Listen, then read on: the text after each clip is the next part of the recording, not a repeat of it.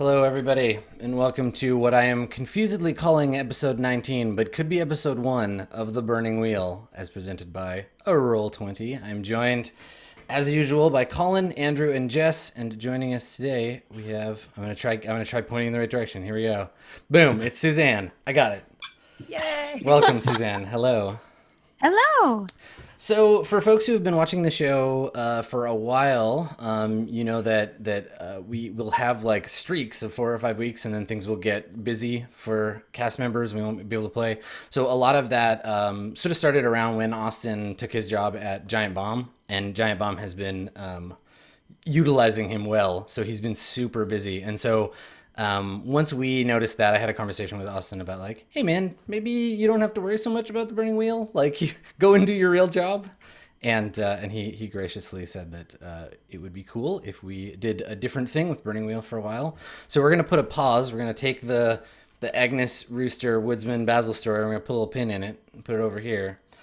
But what we talked about doing, and we'll check in with the team about this. What we talked about doing is exploring a different part of the same universe. So we're gonna kind of keep it going in the same place, but we'll try to find some other cool thing to explore. But before we do that, Suzanne, let's get to know you a little better. Yeah. What's your deal? How did you get roped into this shit show? Well, hey guys, nice to see y'all. I'm a brand manager at Roll20. So yeah, that was about it. That's Yeah, it. yeah. And I was like, you That should got play me. Burning Wheel. I joined the team at Roll20, if you didn't know, in January and been having a good time. And when a seat opened up, I basically wouldn't stop messaging Adam until he promised to put me on live. Yeah, the great thing was Nice. is I bet you expected to play some easy game like Dungeon World. But I'm like, yeah, you want to play a Yeah, role playing game? there All was talk of right. Dungeon World, and then it was like, hey, want to play the Burning Wheel? And Burning Wheel has always been my big white whale that I've been scared to play. So we're conquering it today. That's right. Yeah, I'm Well, excited. let me just tell you, Burning Wheel is really not that big of a deal, and I don't know why everyone thinks it's such a big deal because I came into it as my first RPG, and I've been killing it. I mean, He's not Wow. wrong. It's Anything? no, like, no, honestly, this thing called Roll20 makes it really easy to play a more difficult game. yeah, you may have heard of it before, Suzanne. A lot of it It's owes like a to cool that. thing that Yeah, the you kids should are check it talking out. about. You should definitely check it out. All the kids, they all know. Yeah, my plan, Colin, was to introduce you to the Burning Wheel as your first role playing game, so you would be the hugest role playing game hipster of all time later, and be like, "Pff, that's not a hard game. I know. I I played the can't Burning wait Wheel." to like cash in those points someday with someone in some conversation. Yeah, I'm super excited. I also wanted to before we start, Jess, you have a new thing you're doing, hey? I do have a I new think I thing. saw a thing or two. I saw some familiar looking art on the internet. Yes. I Tell us about your started. thing. My thing is, you guys know Misclicks, those kids. I started a new D&D campaign. This is actually my first time playing Dungeons and Dragons, which is awesome. So we're playing D&D 5e on Wednesday nights at 9 o'clock Eastern. I don't know what that is in the rest of the world. You can figure it out. And it was so fun. It went really well. Trist is DMing. She did an awesome job. Really fun crew. Yeah, I mean, it was I would exciting. like to congratulate you on describing a role playing game you're playing without using the phrase "my character" and then spending 20 minutes talking about your character. I'm going to invite you to though. Tell us about your character. What are you Well, I playing, mean, Jess? you guys have to like watch it. It's So, true. Don't want to give away all the good secrets. But I am Premise. playing a tiefling monk, Yes. Ooh. which yeah. Uh so she it's weird. I drew a lot from Burning Wheel actually in trying to figure out who I wanted to play because I wanted there to be that level of back and forth of like I'm playing into my instinct and I'm Mhm. going against what I believe sometimes and like That's that cool. like that deeper level of character like conflict, I guess, inner character conflict really came from Burning Wheel for me. Yeah. And And correct me if I'm wrong, but didn't Trist sort of implement some Bernie wheelie A little bit, yeah. We have aspects to it? a belief and an instinct Nice. each That's cool. for each episode. Yeah, it's cool. It's really fun. Wicked. Well, that's exciting. I will definitely tune in. I caught a bit of it before, but then I had to do adult grown-up stuff. But I'm gonna go back and watch the VOD this weekend. Awesome. Yeah, it's already up. Sweet. Cool. Well, should we talk about situation? Should we break out that dusty old chapter and do some character creation? Yeah. So way back in the way back, we talked about what we wanted to do, whether we wanted to bring on another character to supplement the three that were staying, right? If we wanted to keep doing Rooster, Baker, Woodsman, but rather than start just one brand new character, I think we decided that we're all going to. I mean, I'm not. I have an infinite number of characters, but I'm not going to burn them. We wanted to start with a fresh team, and we had discussed a little bit about kind of what we wanted to do, maybe with the world. So we've only seen like a tiny slice of our campaign setting, right? We've seen a lot of Freiburg. We've seen one of the outlying kingdom kind of areas. We've seen some of the main conflict that's going on now as a result of the bad thing that Rooster did. But there are other characters that we've kind of heard of and talked a little bit about, but never got to see. We don't know them yet. And then we can also do something crazy, like jump like 1,000 years into the past and do a little bit more like kind of Age of Adventure-y thing with the game. So that's an option, certainly, to explore, because we talked a little bit about how there might have used to been dwarves and elves and stuff. So if we want to go a little higher fantasy, that's certainly an option. We can also play characters from another part of the world. So if we wanted to, we could go and check out Stygia firsthand and play like Stygian temple guards or something. Or we can just make up 4 more of the cursed and play kind of a side story where we see more of the 12, because we haven't detailed any of them, and I kind of like the idea of them just always being PCs, right? Of not having to make them as NPCs. They're just shadowy figures, and that we could mix and match that too, and not necessarily keep playing in Freiburg, but play other cursed who have been sent elsewhere to do something, or kind of like how the game started in Graustadt. We could say, okay, well, meanwhile, across the Gray Sea, in the embassy in some other kingdom, here are four of the chosen who were sent to like make peace with an enemy kingdom, or I don't know, destabilize their government in plans for a preparation for another revolution, something like that. So we've got lots of options. Is there anything particularly that y'all are chomping at the bit to explore? Anything that grabs you? Whether it's mechanical stuff, like you want to try the sorcery rolls, or it's setting stuff, like there's a thing you're interested in? People have feelings and thoughts? The idea of it being set amidst like that last little bit where you're like destabilizing the government. The idea of it being like a conspiracy oriented kind of game where we are like have some very clear objectives in that regard could be fun. Like we are trying to, because that's like really rich in terms of building beliefs around like having such a charged situation. Yeah. Fun. Yeah. When we talk about situation too, like that's kind of what we're doing now is we're like establishing the situation. But in the Adventure Burner, Luke talks a little bit about how most games are either about a quest, a struggle, or intrigue. And our game previous to this had been predominantly like struggle intrigue, right? Like trying to get up in Freiburg and survive the changes to the city. A game that would be like you're assigned to the embassy in a foreign kingdom, ostensibly under diplomatic parameters, but secretly you're like, no, you should go and like assassinate some nobles and destabilize the government so that later we can start a revolution there and take over. Like that would be, like you said, Andrew, very like kind of goal oriented, and that would give us a new place and some new characters to try out. But it's also like still within the same like timeline, so kind of familiar. Jess or Colin, do you have any thoughts based on what you've seen in the game so far? Things that might be interesting to you? My mind is overloaded here. Like, there's so much that we could do. And that's interesting, that sort of like 3 aspects of game format that you mentioned.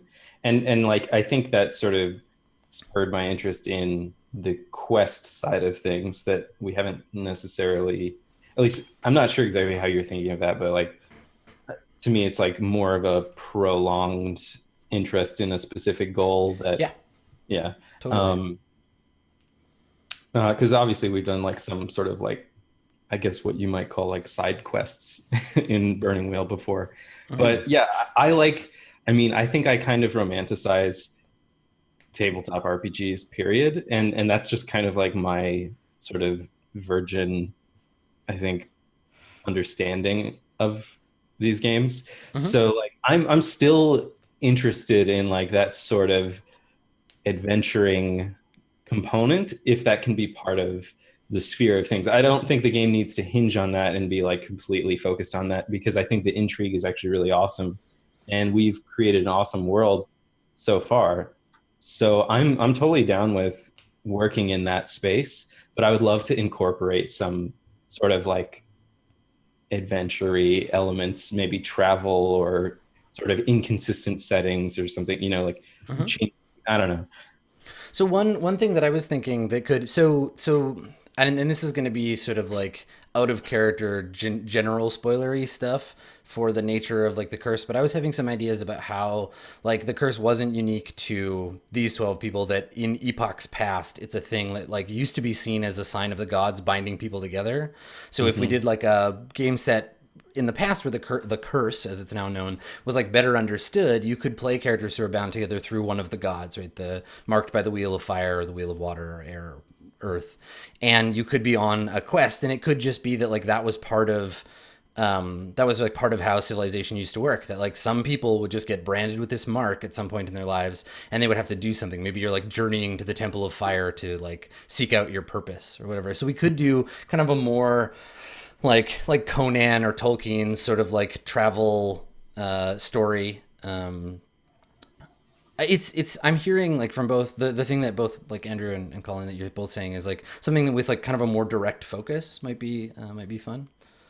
Yeah, I think like as cool as the sandbox sort of the more sandboxy stuff is, and as impressive as it is for you to orchestrate that like successfully on the fly, I'm not very good at I guess doing things on the fly. So I mean, with someone like Austin, obviously he pulls everyone together with a little bit more focus as a character, but I don't know what you people are going to do. So I don't know if we're going to be goal oriented here. I mean, we've seen what happens during some of the episodes that Basil was not present and the chaos that resulted from that. Hey, which is fun too. I can be a leader too. You just don't like where I'm leading. I mean, yeah, Rooster was trying. It's true. Okay, well, so Jess, you and Suzanne, how do you guys feel about that as a concept? Like, if we start from like the idea of a shared overarching goal that you may be pursuing for different reasons, but that you're sort of bound together to pursue that goal, a kind of more quest oriented game. Does that feel like a thing I you'd like be that. interested in? I like that. I like what you were saying about like a past storyline where we can like further understand the curse in a different time period. I think that sounds really interesting to me. Yeah, and it'll totally inform kind of like what happens when we come back to the modern hymn, because we'll have as players a better idea of that stuff. Cool. Yeah, I definitely like the idea of having that more sort of direct campaign. I agree with Colin that while sandbox things can be really fun, it's sometimes fun to have a direct objective that the challenge is more how do you solve this problem. I like getting creative in that format. Cool. Okay. I like that. I like that plan. Okay. Well, how far back do we want to go? Right. Like the monotheism of the current world and our kind of like Holy Roman Empire setting that we had, I think stretches back like, like 1,000 years probably. Do we all? I guess this is another thing we can consider if we're talking about timelines. Anybody want to play an elf or a dwarf? Do we want to go that far back? Do we want to jump into prehistory, or do we want to keep playing humans? I would play a elf or a dwarf, but we don't have to go there. I mean, I think it'd be kind of funny to have like our first series have been about the dissolution of the empire, and this one to be about the making of it. So yeah, so what I was thinking as a contrast, maybe like a more Dark Ages kind of setting. So no like, puffy shirts and city walls, and more like, mud huts and caves and like fear of the gods. And that like elves and dwarves exist and they have cities and stuff, but humans don't. Humans are just like barely a step above, like they're kind of just barely entering the like Iron Age or whatever. Yeah. So Very Well, much that's cool. kind of vibe. yeah, I mean, I like the idea that we're in a setting that's sort of like on the early trajectory towards civilizing humans, where uniting and then uniting that the disparate eventually ties in. uniting the disparate tribes, raising the first emperor to the throne, and then that's as a bookend to the rooster killing the last one. Yeah. I kind of like that idea. Okay, so Well, now that we know how our campaign ends, yeah, totally. Well, certainly that's the quest. You can fail. You just might not be the heroes that the world of man needs. So in that case, Oh no, this is the guys who screwed up, and then the next guys found the empire. Right. yeah, Yeah. there we go. yeah, Thaddeus the almost there. Okay, but if someone is like their main belief is I will become the emperor and unite the blah blah blah, like that would be fucking rad. Yeah, that's a for real thing. Like, yeah, to become that. So I think in the sort of prehistory of humanity, and we can still, if somebody wants to play like an elf or a dwarf, certainly you can. But you'd have to be kind of like a Prometheus figure. Like a dark elf might be more appropriate. I see you smiling, Andrew. I see you. I see you already writing spite on your character As sheet. soon as the word dark came out, Adam just like instinctively looked at me. And not for no reason. I saw you grinning. So, yeah, if you were to play an elf or a dwarf, it would be because your character is like a pariah and is either actively interested in like raising humans up for some reason at the detriment to their own kin, or there's some kind of like forward seeker that are like, yeah, I know that eventually humans will be super important, so I want to get down on the ground floor of this thing. Okay, I mean, there's my concept right there. Thanks. Made it easy. So either of those things, certainly.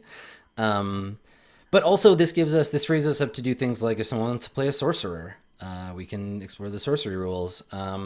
Faith too is still on the table, though it would be faith in the four gods instead of the kind of like church that the current world has. So maybe more character options, certainly, but because it's actually the inverse, because in the first one we had kind of narrow character options that we had talked about and a broad thing to do with them, and now we've got this like very specific thing, and then like gain the favor of the gods and ascend like to the throne of humanity and begin the empire of man. But you can be kind of whatever you want. We've got lots of space because the thing that brings you together might be just that you were like chosen for that destiny. Also, Adam, I have a question. Yes. There is a rule in this game where you can have like a kid or where you can have like secondary characters that you. Yeah, you can buy them as buy them as like like it's the same rules as like gangs and retainers and stuff. You burn up a second character. Yeah. Cool. Are you down with us using those rules as well? Sure. Yeah. Okay. Okay. So I might multi-character. Wow, it's ambitious. Okay, so a game about like the rise of humanity, like early stuff. Yeah, I'm thinking like kind of Hyborian age, like Conan vibe. Like it's in the time before the oceans drank Atlantis, like the geography of the world is probably really different. So we don't have to worry about trying to figure out kind of like the details. It's several thousand years ago. So cool. Okay, that sounds like a good start. Let's talk about character concept. So basically, because the situation is quite broad, character concept is going to be maybe, on the one hand, like if you already have an idea for the character you want to play, all it is about tying it into that situation. But if you don't, then we'll want to talk about like how you can build a character that'll fit with that. So before we do anything with the mechanics, we just talk about like concepts. So like, and this is, we talked about this in the last one, like a brutal knight, a cunning chieftain, an adventuresome dwarf, a sorcerer hunting elf, that kind of thing. does anybody have thoughts that they want any kinds of character you want to play? So like this isn't even details. This is just like kind of space you might want to explore either in the rules or the narrative of the game. I kind of have some thoughts. I would like to sort of depart from the downer that I was previously a little bit, but also have a flawed character because that's fun. So I'm thinking like I'd like to try to figure out something that's like kind of arrogant and overconfident, and possibly like not taking things seriously or giving them the, you know, the importance that they deserve, that sort of thing. And that's, I don't know what sort of to frame around that. Yeah, I mean, I think in that case, you would think about people, like when you're picking your life paths, think about like where your character might learn that in the world, like where would that attitude have come from? So looking at life paths that would lead you to that position, right? Like being a character who's part of whatever the noble, yeah, it's the, like the nobility. You kind of assume it's got to be something nobility. But you could also just be related. someone. You could just be someone who. This could be about beliefs and traits, right? So someone could be. It could be just someone who was told from a young age, like maybe you're like. You knew your destiny. Yeah, you're the chosen one. You knew your destiny was going to be a big deal. You were born with the mark, right? Like, yeah. But you're the shitty chosen one who's like, yeah, I know I'm the chosen one. I'm a huge badass. And like everyone's just like, there he goes again. I just want to applaud chat for Colin the Barbarian. It's nice. Damn it. And yeah, like you don't necessarily have to be noble to be proud. Oh, I know. I'm just saying that's kind of where your mind goes when I describe that sort of character. That's. Yeah, like would be like the first stereotype for it. Yeah, I like that. Yeah, and that'll definitely. So yeah, like overconfident. Overconfident chosen one is a great character concept, right? And you can fill it in with whatever you want, life path wise. Yeah. Cool. Okay, I like that. Jess, do you have thoughts about the kind of character you might want to play? I just want to be a dwarf. Yeah. Okay. That's great. I fucking love dwarves. All right. Cool. Do it. That's my concept. Dwarf. DORF. Dwarf. Yeah. I want to be a dwarf. Okay, and that's fine. So dwarves separated from humans. You have all the non-humans have like an emotional attribute, and the dwarf one is greed. So get ready to lust after beauty and objects and people, and you just want stuff. You just want to build your hoard. You'll be able to tap into your greed to get you things, but there'll be moments where I'll be like, you see something beautiful, it must be yours, and you have to make steel tests to resist your greed and that kind of thing. Yeah, and if your greed gets too high, you just retreat into your hall and like starve to death on a pile of money, basically. You just self-sepulcher and problem solved. Sounds pretty good. Okay, cool. So, I want to be a dwarf. Okay, cool. Suzanne, do you have thoughts about a kind of character you might want to play? Yeah, I was thinking about kind of, I don't know if librarian really fits into the Dark Ages, but I love it. I have an idea for a sort of no-nonsense, fastidious character So who good. just wants everything to be clean and neat, and why is there mud everywhere? Awesome.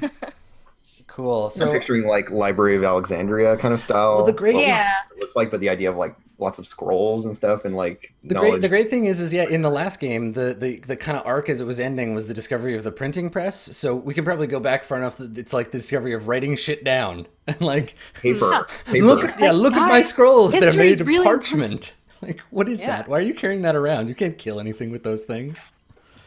Awesome. I love it. Dark Ages librarian. Yeah, scrivener. Yeah. Oh, scrivener is such a good word. Cool. Okay.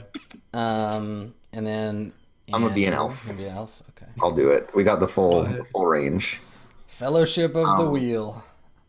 Okay. Basically- so here's the quest. You guys do this magic thing, and you gotta take it to a mountain, throw it in the mountain. A bad guy will die, and then you win at being humans. Wow. But I'm not human. That's an appealing Wow, isn't it great? story. That's all you have to do. Just go to New I feel Zealand. like we could write at least 3 books about this. Yeah, totally. So, you were gonna say more about your character, Andrew. That wasn't just. Just I want to be someone who's a little bit more lofty and sophisticated and kind than the rooster. Yep. Yeah. Yeah, and I think it'll be interesting because Colin, your character and Suzanne's character sound very like different representations of humanity, right? Like, Yeah. and then you have a dwarf and an elf who are like on either side of the, and maybe this is a big thing, like maybe it's representative of like the politics in the world where the dwarves are like, humans suck, we should bury them under the earth forever, and elves are like, no, we just have to foster them into being better at existing. And Or the other way Or around. the other way Or both around. are Or vying both. for Yeah. the help of the humans to kill the others. I like it. Love it. Into it. Cool. Cool. Okay. So, Andrew, you will be contending with your grief then throughout the campaign. Don't worry, it'll be spite real quick. As I say, grief. Yeah, grief being an emotional attribute that, as it climbs, you become more and more beleaguered with the harsh realities of the universe until eventually you go off into the west and disappear, or you can optionally convert your grief into spite, and then you're like, you know what? Never mind. Let's just burn it down. Forget it. Oh my god. Yeah, That's it's awesome. great. Yeah, you convert into spite and become a dark elf, and then your whole jam is just like killing people and destroying things. You're like, if the humans are going to destroy the earth anyway, I might as well help them. You're like a magic nihilist. So, sounds like everybody's got character concepts. So let's talk about life path limits. So, do we want to start with? Four? Four is the traditional starting point for characters, or do we see our characters as being a little bit more experienced, like veterans of the world? Or I wouldn't suggest that we start with three, because three is like, if you thought being a starting character at four was rough, woof. Let's not. Yeah. Enjoy Do having we wanna nothing have better any than a four. asymmetry in I mean, all of that. we also? do already, right? Like the fact that you're an elf and just as a dwarf means you're just gonna be better than the humans. Like you'll get, And does that work out through like our life paths giving us more, or that we get more of them? you just get better stuff. Your life Yeah. paths are better. Your stat points are better. You have magic that just flows from your very existence. Cool. Yeah. Both of you will have stats that are by default open ended that you never have to spend fate on. That just like auto, and you have a bunch of like cheater songs because you're an elf. So there's all kinds of stuff that's just built into the character creation process that puts you ahead of the humans.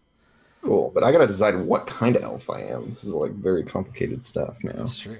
It's true. Um, So let's With yeah. regards to life paths, actually, I have a thought in my mind. Mhm. Is that it sounds like we're eliminating the city-born life path, I at least for humans. I feel like that might be the way. I don't want to eliminate the entire city. Like there's a lot of life paths in city. It's true.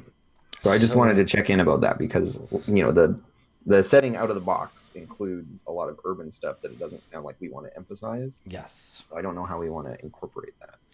Yeah, so I think what we need to do is we're gonna skim off or just like mentally readjust what John Harper calls the poetry layer, where we just look at the names of things and replace them in our mind with other more setting appropriate things. So like a city, we're not talking about Paris in the 1700s. We're talking about like Londinium in the 200s.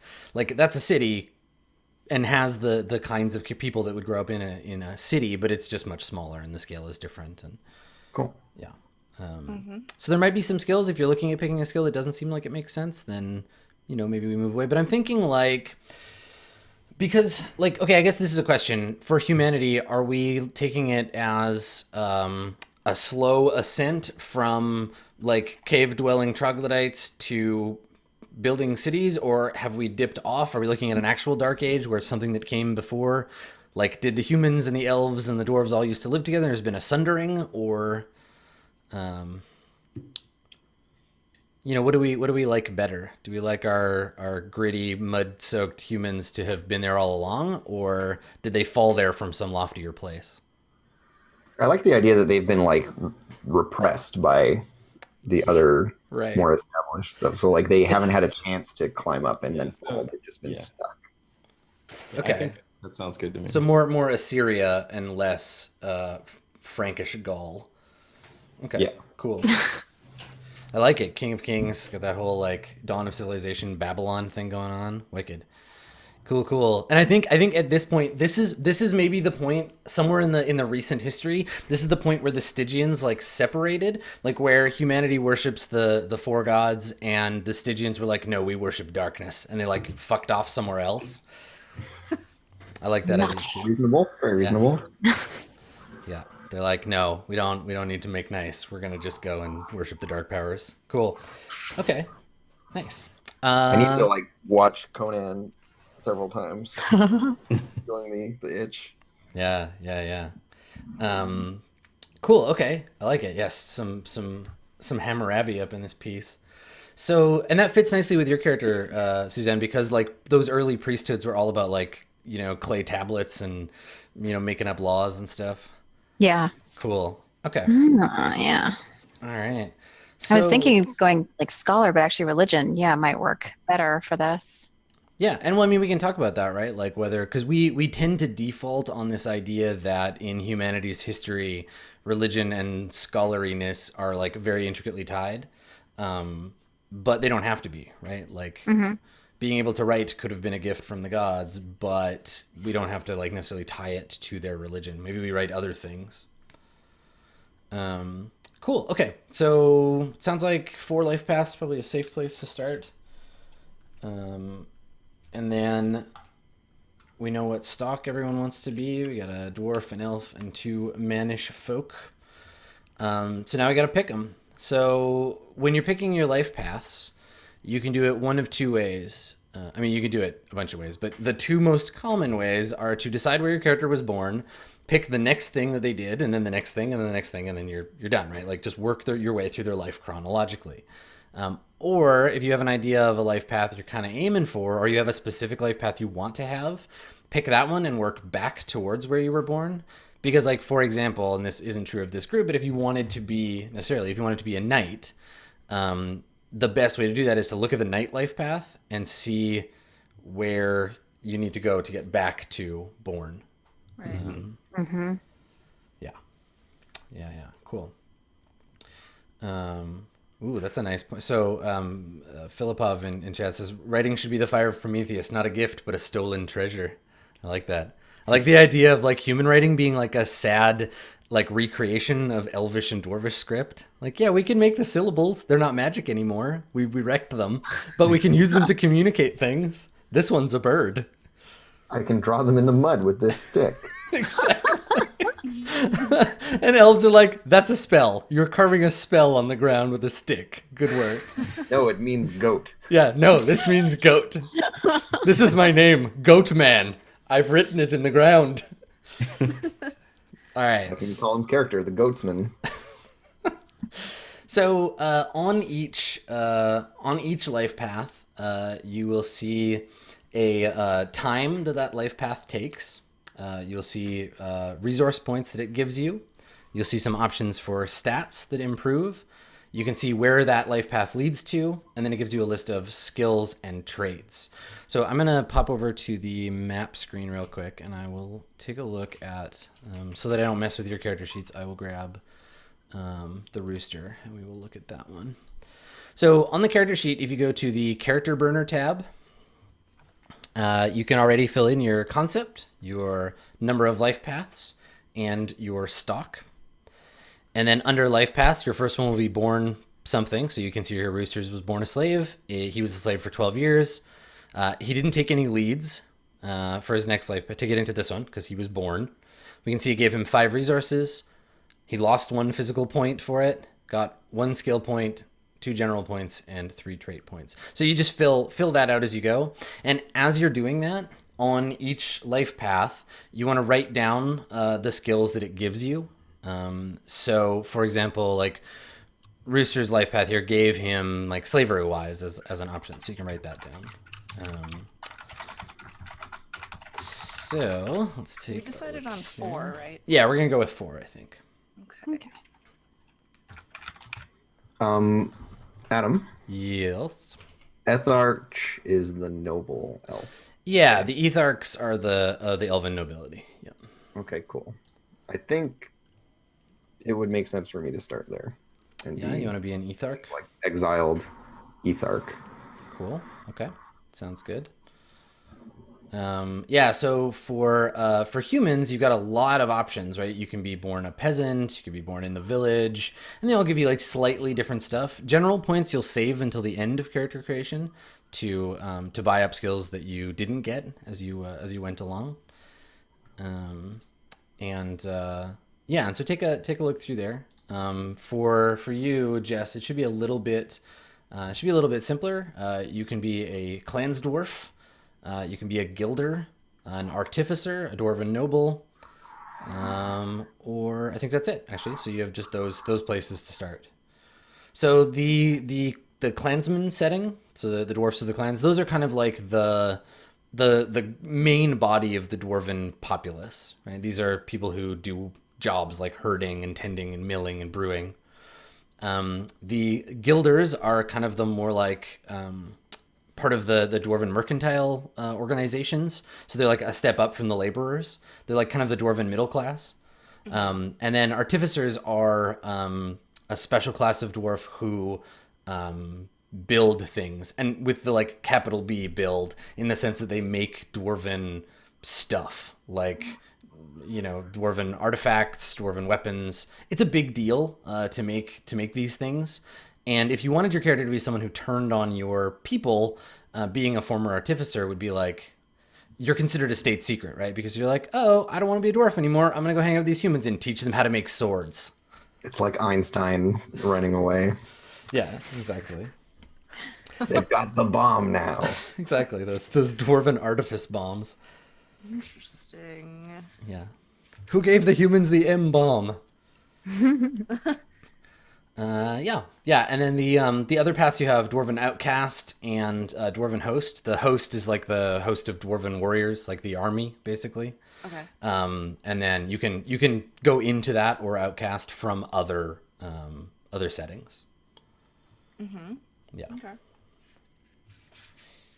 Yeah, I need to read these. Yeah, totally. Yeah, that's fine. Yeah, take plenty of time. Ask lots of questions. We have.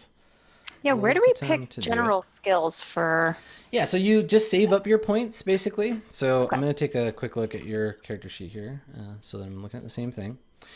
Yeah, look at you. Your life paths in there and everything. So what you want to do is go through and make a note of the skills that you're taught. So, like for example, let me get to Cityborn here, and we'll walk through yours Okay. first. So Cityborn gives you 4. You can actually move that skill where it says skill 4 on your character sheet. Put that in general. Oh, okay. So it doesn't actually add to your character's traits. So that's fine. You get 4 points general and 1 trait point, and you don't need to worry about spending those. You're done with that. You were a child in the city until the age of 12. Then you became a student for 4 years, and now student will give you a set of skills that you're going to write down on section 5 under skill. Yeah. Okay. So you get things like read and scribe and lots of things. Yeah, and those things are options for your character. You're basically building a potential skill list. However, the first thing on the list is read, the first one on your list for a student. Yes. Okay. So click the required box. Yeah. So Okay. it's not open yet. You'll need to spend points to open it, but Okay. yeah, you can click on that. And then we'll go through the skills and figure out their route when you're ready to spend your points. So just write down all the skills that you get, and then also write down all the traits. And with the first trait and the first skill, just click that required box to remind you later that you have to open it. Awesome. Yeah. Cool. So Cityborn, student, scribe, scholar. Your character is a nerd. Giant nerd. Huge nerd, but you're going to be smart. You're going to have knowledge skills. You're going to be able to read and write. You'll probably be the only one in the group that can, except maybe the elf. And I'll feel pretty snooty about it too, I think. I mean, maybe. So superior. Yeah. No. What can I say? Cool. All right. So Colin, what are you thinking for your character? Do you have a born life path you're interested in? I was trying to conceive of how I could choose something other than noble born, and sort of arrive back at the same kind of place that I'm sort of thinking I want to go. So I don't know though. I think I'm probably just gonna go born noble. Okay. Yeah, and remember, nobles in this aren't like you don't have like a castle and stuff. This Yeah. is like It's like a clan or something. yeah, like you're exactly you're the hereditary like leader. Like you can be a prince, but what prince might mean in this case is something different. Yeah. Yeah, Yeah, I think I'm gonna go that route. You get Cool. to sleep at the top of the pile of mud exactly. instead of around the bottom. Yeah, well, I mean, your family has like slaves and stuff, and like you are a big deal, and people might know you. Like you're known in the clan that you're in, and among humans might be considered a big deal. So yeah, you want to take Born Noble? Yep. Cool. Okay. How are you doing, Andrew? You got you're I have two questions. okay. What do you got? Question the first: Yes, sir. how do I have a retainer second person? You buy them with resources. Yeah. So that'll be with resources later. Okay, cool. Question the second: can you help me figure out how I get kicked out of Elven society in terms of like, how to reflect that in my life paths, or if I even should or need to? I mean, you can if you want to. I've got the little PDF. I'm trying to find. I guess, do you want to be kicked out now, or do you want to like have like, do you want to take a kicked out life path, or do you want to have been kicked out or quit at the start of the game, right? Because remember, the life path ends at the start of play. You are no longer whatever your last life path is. Yeah, maybe it would make more sense not to worry about getting kicked out Yeah. in the life paths, because I don't really see one that's. It's not like with humans where you can like go to the outlands and become a crazed monk or Yeah, there's not really a murderer. well, and the same with the dwarves. There's no real like outcast kind of like path for. Colin has a question. He's raising his hand. Yes, Colin. I think you just explained this, but with general, when it says general next to skills, Just what do I do yeah, there? nothing right now. Just put it in the general column of your burner worksheet, and then we'll worry about it later. You get to spend them on anything you want. Cool. Okay. Good. Well, I also want to be a fancy pants educated person, Well, you're an elf. I mean, come so surely there will be options. on. Yep. I might actually think that you're moderately cool. Well, and I mean, it'll be interesting because your character, you'll be able to potentially like see the elf and the dwarf as something other than like superstitious, like godlings that lord over humanity, right? Because we sort of talked about how the elves and dwarves had been like pushing humans around and kind of keeping them in the mud.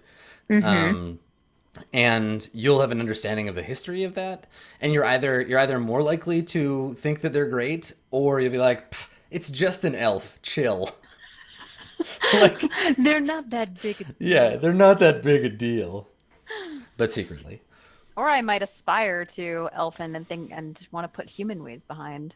Yeah, it's true. Like, I mean, I know I'm on this whole quest to help humanity ascend and stuff, but like, do you know any magic that would just like turn me into an elf so I could just not worry about this crap anymore? An elf wannabe. I have a question about a random skill. Yeah. I just want to make sure I am reading the skill Crampies correct. Where did you get it Underscribe, I from? swear I copied and pasted to make sure I wasn't misreading it. It says Crampies. Let me take a look at Scribe. Oh, Like hand it's cramps? Hand cramps? it's probably a And it's a required it's a skill. it's a trait, probably not a skill. Let me take a look at it. Okay. Scholar in which setting is it in? City? It's under City Dweller, under Scribe. Under Scribe. It should say like cramped hands as a trait. Okay. Yeah, Scribe gives you write, illumination, read, handwriting wise, and then the traits are nearsighted and cramped hands. Okay. Yeah, but you don't have to take cramped hands. You can. It's like flowery. You don't have to be flowery, but it's fun. Okay, cool. Yes, your cramped hands, your claws, your scholar's claws. Ah. Rad. Okay, let's take a look at the character sheet here. If you'd like to, Sen, do you have your like skill list set up here? You're written in. It looks like you do. Read, scribe, philosophy is a good, if nerdy, set of skills. So you have to take illumination, Illuminations, and history. Yeah. And you already have read, so you don't need that one. And then handwriting wise, you should have in there. So I'll add that for you. Okay. There you go. Cool. All set. So for these skills, also some of these are, I think some of these are traits.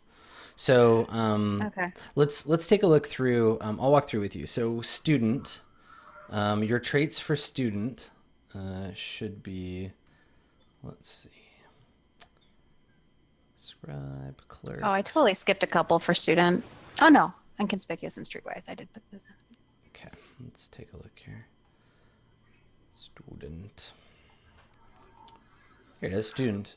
Yeah, you should have lots actually for student. You should have. Let's make sure you take a look at your list. Make sure you have these. Write. Get that one.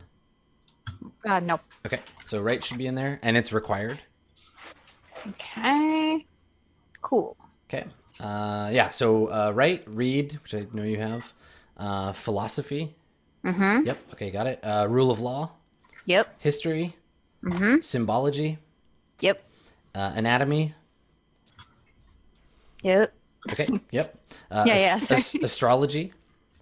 I have astronomy. It should be astrology. Okay. There's no astronomy. We don't know where stars are. Yeah, astrology is actually Wait. more useful anyway. Yeah. Whatever. Stars are things that the elves make. Yeah, exactly. It's true. Inconspicuous, which you said you had, and streetwise and citywise. So I see streetwise on there. So I'm just missing add. citywise. Yeah, just add citywise. So anything that's on this list twice, you can cut off the second one. So I see like history, right? See, which Like I just history don't. shows at the end, Yep. and I just didn't add it. Cool. Yeah, and you got philosophy on there twice, so that's fine. Whoops. Oh yeah, totally do. Cool. I got it. And symbology. Yeah, it's because you're doubling up on summing up with the skills between, I'm sure, scribe and scholar and student. Like they're all similar life paths, which is fine. You'll just be more focused. Cool. Okay. So let's take a look at scribe and make sure you got all these ones. So for scribe, you should have write, which you do. Illumination. Yep. So that should be there. Read, handwriting wise. So I think we're good for that. Yep. Yep. Okay. Perfect. And I had cartographer written down here as well. This is the city version of scribe. Oh, okay. Yeah, city version of scribe doesn't have cartographer. Okay, great. Okay. And then next is scholar, and scholar. So this is actually a good. You're making a good use of hierarchical life paths, because to be a scribe you have to be a student first, and to be a scholar you have to be a scribe first. So this is like a clear. Your character's life was known for them from the get go, right? Like you knew you were going to be a scholar, so like you work straight through these things from the beginning. If your life had taken a different turn earlier, you would not have been able to be a scholar now where you are. That's true. So for scholar, you got. Let's see here. Bump up your skills here. You should have, let's see, read. Yes. Yeah. Research. No, let me add that. Okay. Yep. Okay. History, which you have. Philosophy, which you have. Symbology, which you have. Instruction. Yes. Yep. Instruction's super useful. Okay. Yeah, history should be, and we'll check your required in just a second. So, okay. Illuminations. You can add foreign languages to the list if you haven't already. Yep. Add foreign Cool. languages I there. don't have that. And then also ancient languages. Nice. Makes sense as a scholar. I love the fact that we set the game really far back in time and you have ancient languages. Like, yes. Really ancient. Welcome I to- know how to speak grunt. Exactly. It's the year 500 BCE and I only speak ancient language. What, like, we haven't had language that long. Okay. Speak gruntuck. Cool. So, yeah, exactly. You understand the language of the people who don't have words yet. Cool. Okay. So let's do your traits. I'm just going to confirm the points that you get too while we're doing this. Okay. So, for student, let's see. You should have, let's see, 5 points there. and +1 to one of your mental stats. Nice. And you should have student should have trait points. Yeah, you've got. Let's see. How many points you get for trait? Oh, okay. Here we go. So I just mixed this up. So skill, yeah, skill should be. Let's see where's student at. 11. Yep. And then 3 is for traits. Perfect. Okay. So down underneath all the skill stuff. Yeah. Down under all the skill stuff, you have traits, and for this character, your traits are going to be rabble rouser Nice. as your first trait, and that one's required. Okay. The second trait is, let's see, for student, your second trait is drunk. It's Nice. It's optional. You don't have to be a drunk, but you certainly can. And then geometric, which means you know math. You have an understanding of math. So put geometric as your third one. Awesome. Okay. And now the required trait here is right, which should have a checkbox next to it. Does it already? Oh, up skill? Yeah. Under skill? Yeah, I'm going to pull off all the required. Just check the box next to right. Yes. Okay. Perfect. All right. So let's move on. We'll do scribe. So for scribe, let's see, you're going to have so many skill points. Cool. Okay. So scribe took you 7 years. Yep. You got that. Yeah. It gave you, it should give you 10 resources. Okay. Instead of 6. So that's good. Okay. And then skill points from scribe, you get 5. So I'll modify that for you. And Okay. yep, and 1 point. And so right is already a requirement. So the second skill becomes a requirement for you. So that means you need to take illuminations as your required. So you have to be able to both write things and then make them look nice. Awesome. Okay. Cool. Okay. The great thing is that it's not required that you know how to read. You just have to know how to write and It's not. have to Okay. illuminate. Yeah. Okay. That'll come later, I think. I think that's in your next one. And then for your traits, you have nearsighted, and you have to take that one. I wrote down bear-sighted. Okay, let's fix that. Yep, nearsighted. I see bears everywhere. Yeah, exactly. You have the eyes of a bear. Which they are nearsighted, so it kind of works out. Yeah. And then you have the option to take, if you want to, cramped hands as your second trait. Nice. So just put that one in. Okay. And then lastly, for your scholar life path, we will double check all the numbers before we move on. So scholar, you should have, let's see, 10 years. Yep. 15 resources. Yep. Another mental point. Ooh. Smarty pants. And you got skill points here of another 11. Yep. Your trait points, you get 1. Yep. All right. And then you have to mark read. So a scholar must. You didn't even have to learn how to read until you were like 23.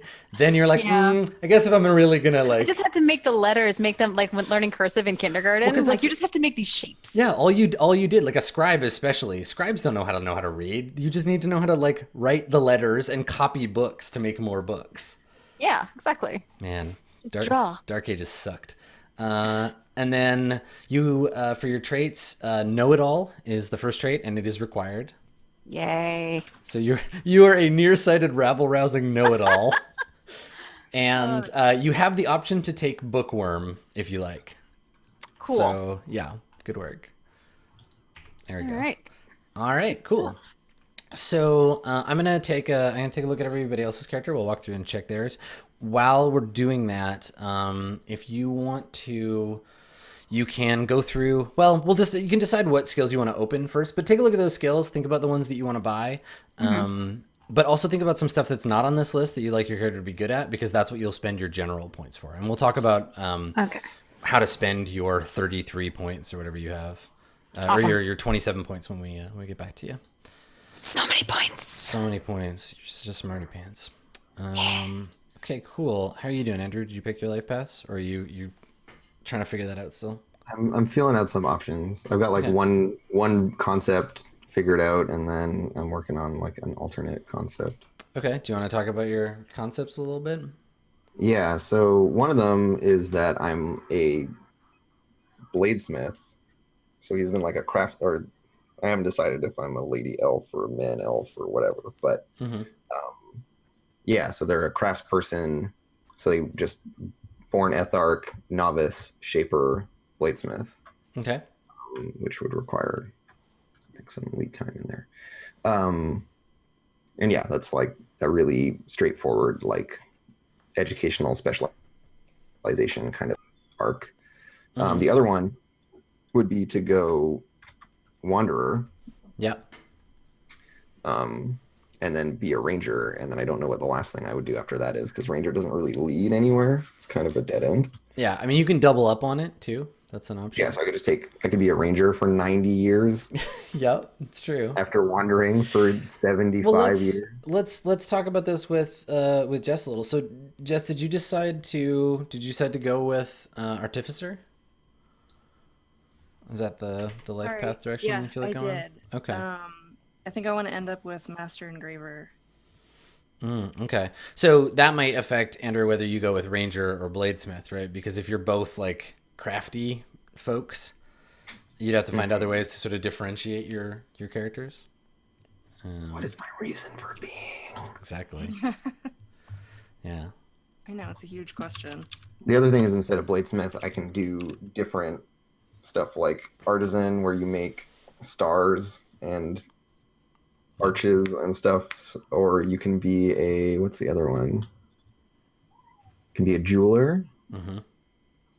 So the idea of being a craftsperson of some kind, I think, could still maybe work. Yep. But and also, like, you get so many extra skills that, like, I would also be a badass in some other way. I like that you're like, I could be a jeweler, but I'll still be a bigger badass than everybody else. Still, like, probably way better at sword fighting than most characters. Yeah. Yeah. No, being an elf is pretty crazy.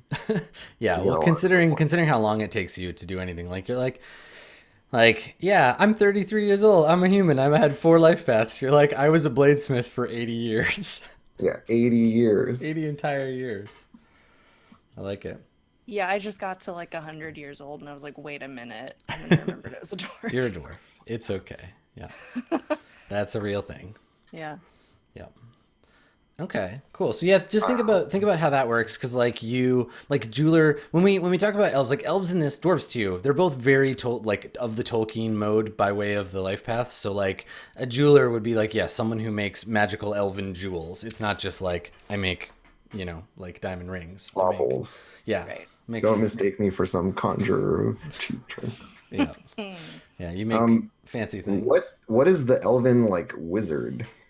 All elves have magic. If you look at a life path, you can see like jeweler, their jewelry making skill probably is magical. Yes. Did they ever get sorcery? I guess is what I'm No, trying to elves sorcery is a human magic. say.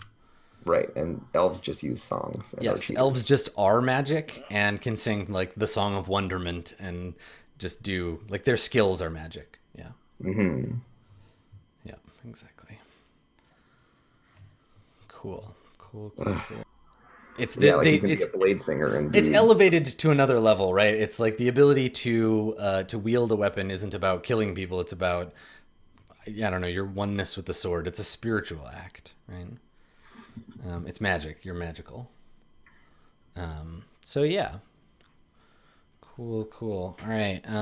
Well, war, right? It's you can be a blade singer and it's elevated to another level, right? It's like the ability to wield a weapon isn't about killing people. It's about, I don't know, your oneness with the sword. It's a spiritual act, right? It's magic. You're magical. So yeah. Cool. All right. Well, Colin, how are you doing on your chosen one? How are you feeling about life paths? I think I just got my 4 in line here. Cool. That's as far as I am. Oh, that's good. That's a start. Cool. Born noble, squire, knight, noble prince. Yep. Sounds like a jackass already. I love it. So, and so those match up for all your like requirements. Yes, I'm like 90% certain. I like it. Okay, yeah, that's cool. You're gonna have lots of resources too. How many resources do you get for Noble Prince? Um, Like probably a lot. Hey, Probably. I just lost it though. let's take a look. Noble Prince. So fancy. The characters just get somebody in the group just gets fancier every time we make characters. So the next time we make characters, someone will just be God. They're just like, I'm Yeah. God. It's fine.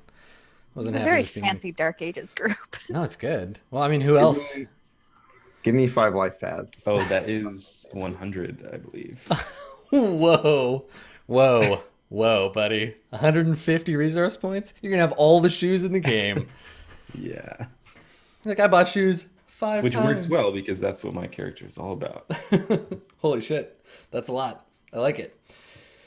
Cool. All right. What kind of skills you get? It's nice because you're gonna be able to fight too. Like Knight gets some good fighting skills. You'll be able to afford like plate armor if you want to. Yeah. You'll be a knight who has the money to be a knight. You could probably afford a horse if you want one, like a good one too, not like a crap horse either. Cool. Only the best. That's right. Mr. Adam, Yes. I have a question. I'm ready. Hit me. For Tyro Artificer, Yep. I get Black Metal Artifice as a skill, which is like the coolest shit I've ever heard. But then it also says this is a special magical dwarven skill. It costs 2 points to open. Yes. So what does that mean? What do I need to do to list it? Oh, just list it as usual, but when you open it, just make sure you go from 20 points to 18 or whatever when you do that. Oh, okay. It just costs you 1 extra point and only dwarves can have it. Okay, cool. And as exciting as Black Metal Artificer is, it's not about corpse paint. It's there's like a particular kind of it's like silversmithing or whatever, but yeah, I want to take a look at that skill. I want to reacquaint myself with it because it's cool. Cool. Let's see, Black Metal Artifice. This is the skill with which dwarves create all their mundane and household materials. However, the artificers know a secret or two and may imbue even their pots and horseshoes with intense quality. Using the obstacles listed below, a dwarf can create the various toolkits. If he desires, he may increase his obstacle by +2 and grant the final product a special +1 die bonus to all tests. You can make magic items. You can make magic like hammers and horseshoes that make horses like run faster. Yeah, you just like hammer out wicked shit. Wicked shit. Yeah, it's good. Awesome. Yeah, making things with a dwarf skill. If you have the option to take the mask crafting skill, definitely do that too. If you want to go like, full on like dwarven artificer, yeah, definitely take some of those other skills too. Okay. I'm gonna double check something for you, Colin, because I think you might need page in between Born and Squire. But if you do, I'm okay giving you 5 life paths because you are the chosen one after all. But we'll check with everybody else. Yeah, I actually, JK, I'm not going to get to Master Engraver because I just realized I need to take 5 life paths just to There get are that a one. ton of life paths in Elven Dwarf that are like you can't get them unless you're at least 5. Yeah. Yeah. That's Yeah. true. So It's all good. Yeah, That you're was right. cool. I don't know how I missed that. Okay, yeah, so you need page first. I mean, do we want to just bump it? I know, like Susanna would require adding another life path. Do we just want to go with 5? Should we just be 5 life path characters? the epic Should we just do it? badasses. I mean, we're gonna go on a magical. Have it be. We're going on a magical quest. Do we want to do 5? Should we do that? I could go for 5. That really opens Suzanne, up. do you think you could find? Do you want to be? You could, because then you could go from scholar to like wizard or whatever if you want to do sorcery. Yeah, and I'll shit. play with it. All right, cool. Well, let's do that. Let's take a quick break here so we don't just like do this for 4 hours straight without stopping. Let's take a break and we'll come back and we will hammer away at our 5th life path when we get back. So stick around. More character burning when we return.